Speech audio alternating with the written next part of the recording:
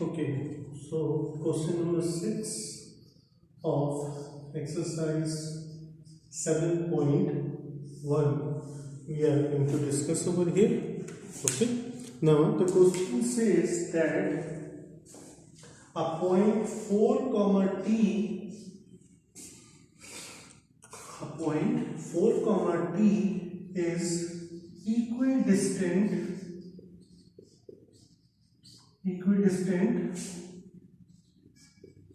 from a4 comma 1 and b minus 1 comma 2. Okay, this is the thing given to me and they are telling us to find, we have to find t values over here. Okay, this is the whole question which is given to me right now. Now how we are going to do this question? First of all, they are saying that it is equidistant. Equidistant means it's equal distance. Okay, it's equal distance. It means that the distance between, for instance, I am saying this is as point P. I have named it by myself that this is point P. So distance of PA and distance of PB will be equal. This is the thing they have told us. Okay, so what I am going to do over here, for PA I will be applying distance formula, and then for PB I will be applying distance formula. Okay, so first of all, for PA, this one I am taking as x1, y1, x2, y2. Okay, so applying distance formula over here. What is my distance formula? My distance formula, I am writing it over here. Under root y2 minus y1 whole square plus x2 minus x1 whole square. Okay, this is your distance formula which I am going to use for finding PA and PB. Okay, so first of all, y2 minus y1. So what is y2? 1 minus sign of the formula, y1 will be t whole square plus x2 minus x1. So x2 is 4 minus sign of the formula, x1 whole square. Okay, I have done it for PA, right? Now the equals to sign, because of this. Why I have written this one? Because they were saying in the question that P is equidistant with A and PB. They are equidistant, that's why I have written it like this. So first of all I have taken PA and now I am going to go for PB, right? Again x1 y1 and this one I am taking as x2 and y2, right? So again distance formula, y2 minus y1. What is y2? 2 minus y1 will be t whole square plus x2 minus 1 minus sign of the formula, x1 is 4 whole square. Okay, that is the first thing I have done.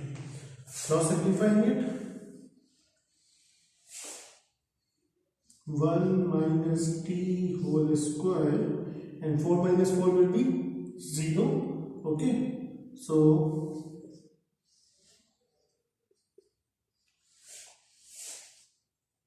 2 minus t whole square plus minus 1 minus 4 will be minus 5 whole square. Okay, now after that, instead of solving them individually, what I am going to do, I am going to first do squaring on both sides.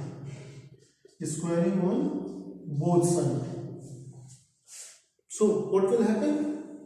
Square root and square root of both sides will be cancelled, and I will have 1 minus t whole square equals to 2 minus t whole square plus minus 5 whole square. Okay, I have applied squaring on both sides. So this root and this root will be cancelled, and I have got this thing. Okay, expanding it further. So this will become 1 minus 2t plus t square. Expanding this, 4 minus 4t plus t square, and minus 5 square will be 25. Okay, make sure to put it in a bracket, then apply square.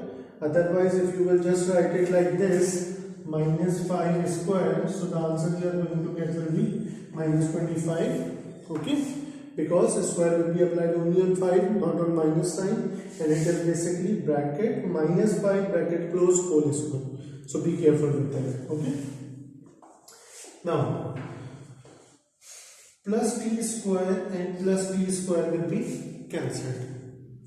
What will remain over here? 1 minus 2t equals to 4 minus 4t plus 25. Right? Shifting it over here. So minus 4t shifted over here will become plus 4t minus 2t equals to 1 shifted over here. So 4 minus 1 plus 25. Okay? After that, 4t minus 2t will be equals to 2t. 4t minus 2t will be equals to 2t. Okay. Then 25 plus 4 will be 29. Minus 1 will be 28. So 2t equals to 28, and when we are going to simplify it, the value of t is going to be 14. The value of t is going to be 14 for this question.